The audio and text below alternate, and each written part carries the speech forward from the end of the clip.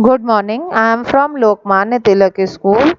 Students of class 6th, let's start Hindi language हम लोग पढ़ेंगे। पाठ 6 तक आप लोग पढ़ चुके हैं। आज हम लोग पाठ 7 शुरू कर रहे हैं। संज्ञा बच्चों, आप लोग पिछली क्लास 1 से पढ़ते आए हैं। संज्ञा नाम वाले शब्दों को कहा जाता है। इंग्लिश में हम लोग इसे नाउन कहते हैं। ठीक है। संज्ञा का अभिप्राय नाम से है। संसार की प्रत्येक वस्तु चाहे सजीव हो या निर्जीव, उसका कोई ना कोई नाम होता है, ये आपको पता है। ठीक है। इन नामों को ही हम संज्ञा कहते हैं। आओ संज्ञा समझने के लिए अन्य वाक्य पढ़ें। अन्य वाक्यों को देखिए, हम पढ़ते हैं। जानवरों की रक्षा करो, कभी किसी जीव को कष्ट ना पहुंचाओ, पशु पक्षियों से प्रेम करो, वे में जीत गए, दिल्ली पर्यटकों का प्रमुख केंद्र है। ठीक है।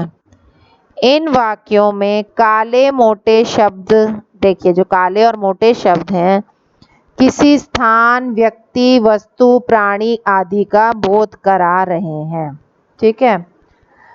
अतः ये संज्ञा शब्द हैं। ये तो आपको समझ में आ रहा है ना कि ये संज्ञा शब्द हैं। जो शब्द किसी प्राणी, व्यक्ति या स्थान या भाव के नाम का बोध कराते हैं, उन्हें संज्ञा कहते हैं। संज्ञा के भेद 5 होते हैं। इसमें 3 दिए हैं, देखिए। व्यक्तिगत संज्ञा, व्यक्तिवाचक, जातिवाचक, भाववाचक। व्यक्तिवाचक प्रॉपर नाउन जो है मेन 3 हैं, बाकी और भी हैं 2। जिन शब्दों से किसी विशेष व्यक्ति, स्थान या वस्तु का पता चलता है, उसे व्यक्तिवाचक संज्ञा कहते हैं। जैसे राजीव गांधी, लाल किला, रमेश रामायण, ताजमहल। आदमी भी, मनुष्य भी संज्ञा, लेकिन मनुष्य जाति है। राजीव उसमें से व्यक्तिवाचक है। देश जाति है। इसको इकट्ठा पढ़ेंगे तभी समझ में आएगा।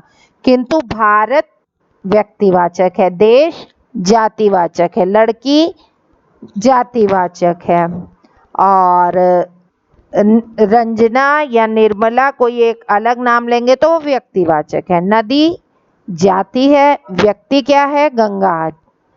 पुस्तक जाति है, रामायण व्यक्तिवाचक है। गांव जाति है, कौशाम्बी या कोई भी एक गांव का नाम ले लीजिए, वो व्यक्तिवाचक है।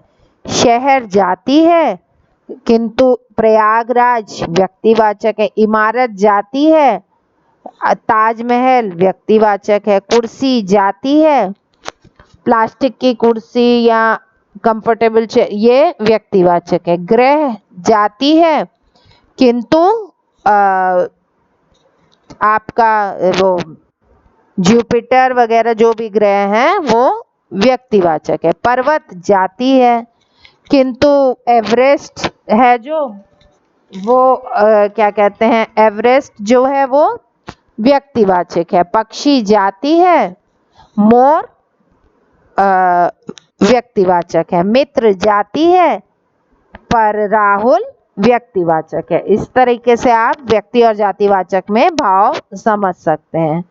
भाववाचक संज्ञा, अब्स्ट्रैक्ट नाउन, वे शब्द जो किसी व्यक्ति या वस्तु के गुण, दशा, स्थिति, कर्म, अवस्था और भाव आदि का बोध कराते हैं, उन्हें भाववाचक संज्ञा कहते हैं। जैसे प्यास, अमीरी, गरीबी, क्रोध, मूर्खता, मिठास, सुंदरता, पढ़ाई, लड़ाई, चोरी, भूख आदि। ठीक है। याद रखिए, अंग्रेजी व्याकरण के प्रभाव के कारण कुछ विद्वान संज्ञा के 2 भेद मानते हैं, जो निम्नलिखित हैं। द्रव्यवाचक संज्ञा, वे शब्द जो किसी पदार्थ या धातु का बोध कराते हैं, द्रव्यवाचक संज्ञा कहलाते हैं। जैसे दूध, घी, मिट्टी, चांदी, लोहा, ऊन, तेल, चावल, गेहूं, कोयला आदि द्रव्यवाचक संज्ञा हैं। ठीक है। समूहवाचक संज्ञा कलेक्टिव नाउन, मटीरियल नाउन था। वे शब्द जो किसी समूह या समुदाय का बोध कराते हैं उन्हें समूहवाचक संज्ञा कहते हैं। जैसे झुंड, दल, परिवार, सेना, समूह, कक्षा आदि सब समूहवाचक संज्ञाएं हैं। भाववाचक संज्ञा बनाना, जाति से, सर्वनाम से, विशेषणों से, अवयवों से और क्रियाओं से। सबसे पहले जाति से। भाव कैसे बनेगा? बालक तो बालकपन, मनुष्य मनुष्यता, लड़का लड़कपन, बूढ़ा बुढ़ापा, दास दासता। जाति व्यक्ति, भाव व्यक्तित्व, मित्र जाति, भाव मित्रता, विद्वान जाति है, विद्वता भाव है, वीर जाति है, वीरता भाव है। बच्चा एक जाति है लेकिन बचपन एक भाव है। सर्वनाम से भाववाचक एक एकता, पराया परायापन, ममत्व, अपना अपनापन, आप आपा, निज और निजता। विशेषण, विशेषण से कैसे? मीठा मिठास, मधुर मधुरता, हरा हरियाली, भयानक भय, स्वतंत्र स्वतंत्रता, शांत शांति, कायर कायरता, खट्टा खटास, चतुर चतुरता, युवा यौवन, ईमानदार ईमानदारी। इसी तरह अवयव से जैसे आगे पीछे तो आगा पीछा, हाँ तो धिक से धिक्कार, समीप से समीपता, शीघ्र से शीघ्रता। क्रिया से सुनना सुनवाई, कामना कमाई, उड़ना उड़ान, बहना बहाव, मुस्कुराना मुस्कान। इसी तरीके से हैं, इनको आप देख लीजिए। याद रखने योग्य बातें, इसको आप लोग पढ़ेंगे जरूर, ठीक है, रीडिंग करेंगे। क्या है ये पाठ? देखिए, किसी व्यक्ति, प्राणी, वस्तु या स्थान आदि के नाम को क्या कहते हैं? संज्ञा कहते हैं। ऐसा इस पाठ में है। नंबर 2, संज्ञा के मुख्य रूप से 3 भेद होते हैं, जाति, व्यक्ति और भाव। कुछ विद्वान संज्ञा के 2 और रूप भी मानते हैं, द्रव्यवाचक संज्ञा और समूहवाचक संज्ञा। द्रव्यवाचक संज्ञा पदार्थ व धातुओं का बोध कराती है। जिस शब्द से किसी समूह समुदाय का बोध उसे समुच्चयवाचक संज्ञा कहते हैं। अच्छा, अब एक चीज ये है कि आप लोग आ चुके हैं क्लास 6 में। संज्ञा की परिभाषा दीजिए।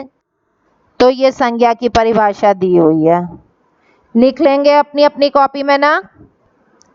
ये आपका आंसर 1 है। हाँ, अब कोशिश करिए आप लोग से छोटे हैं उनको सिखाने की और अपना काम स्वयं करने की।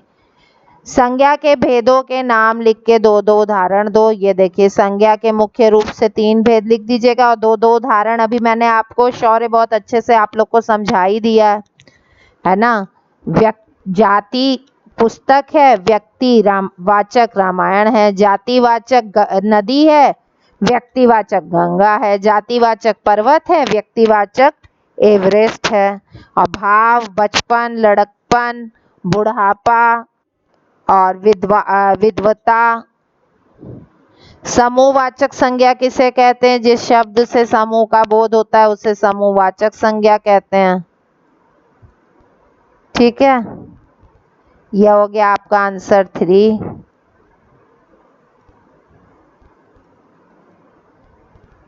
यह आंसर 2 है,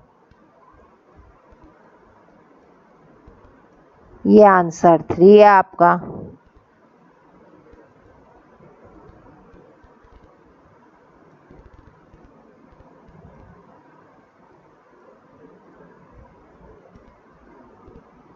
भाववाचक संज्ञाएं कितने प्रकार की होती हैं? शब्द कितने प्रकार के शब्दों से बना है? ये क्वेश्चन इम्पोर्टेंट नहीं है, इसके एग्जाम्पल पढ़ना ही आपके लिए इम्पोर्टेंट है। नीचे निम्नलिखित दिए शब्दों को उनके भेदों के अनुसार अलग अलग करके लिखिए। मैंने लिख दिए हैं, आप लोग भी इसको लिख लीजिएगा। और इसी के साथ आपका पाठ 7 समाप्त होता है। अगला पाठ हम नेक्स्ट टाइम शुरू करेंगे। Okay children, good day.